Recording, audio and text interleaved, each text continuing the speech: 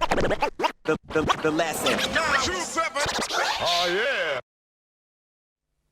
As somebody who has been, around the scene, the culture, the industry for the time that you have, it'd be interesting to get your take and opinion on, certain topics and conversations about the culture. Now, the first one is Triple J.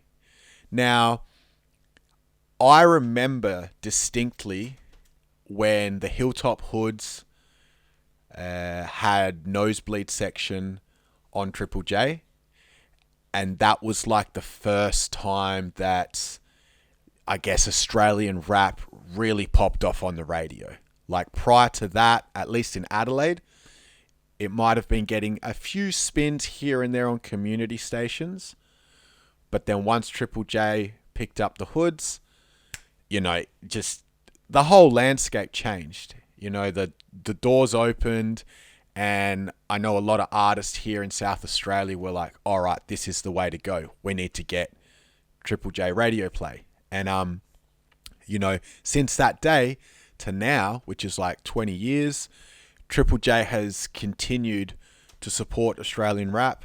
And I think any artist that has been supported by Triple J wouldn't be where they are today if it wasn't for that Triple J support.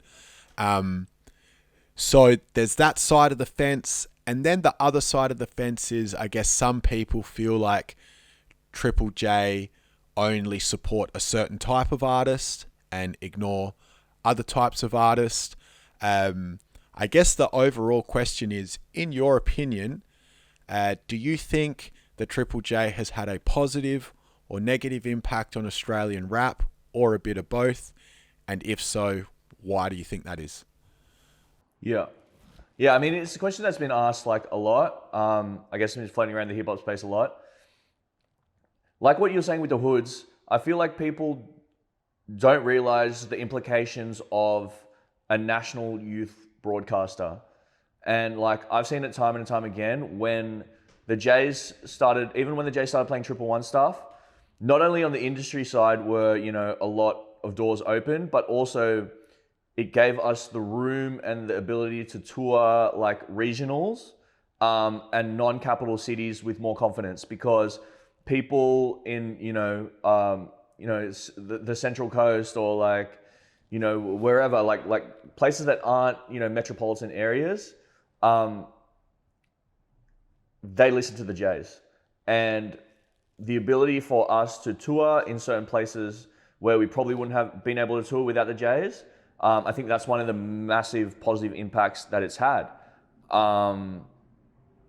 The ability just to be able to tour like nationally with confidence, with the support of Triple J.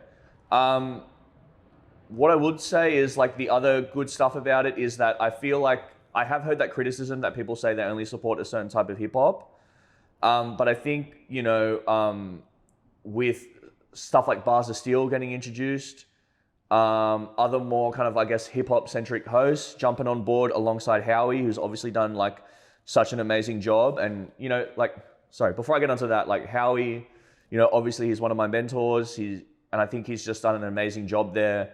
Not only on air, but like, even when we think about like the underground scene, those iconic ciphers, like, the one Nerve chilling at Alex Jones and Husky, that is just like iconic.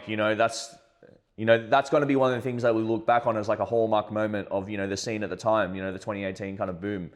And then, In and Out just supporting, everyone from, Snowy Badman to Panya on his show, just taking the whole breadth of the hip hop thing. And I think Bars of Steel has really built on what Howie's done in really kind of introducing the wider Triple J audience to a new breed of, hip hop artists that are coming out that they might not be familiar with.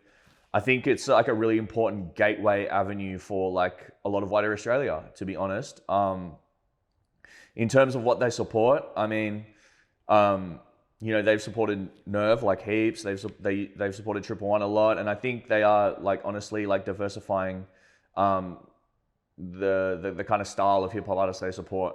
I can't really speak on.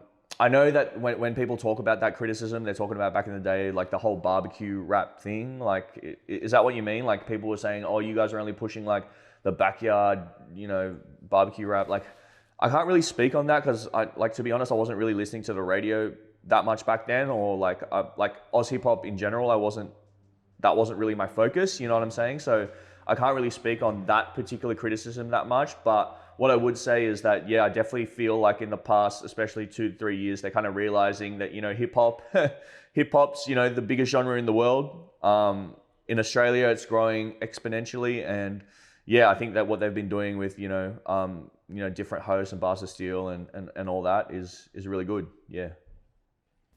Now, Bars of Steel is a segment that, when I first seen that it got introduced through the Jays, I was just like, yep, this is going to be sick. They've had numerous artists go on there and flex their shit. For you personally, who are some artists that you would like to see on Bars of Steel that haven't been on there yet? Probably like to see Snowy Badman on there. Who else? I'd probably like to see... put me on the spot here.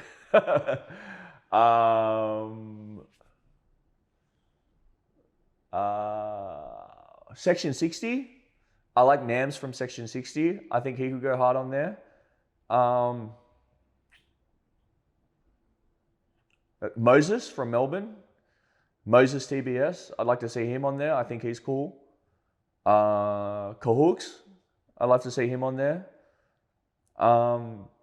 Yeah, that's just 4 off the top of my head.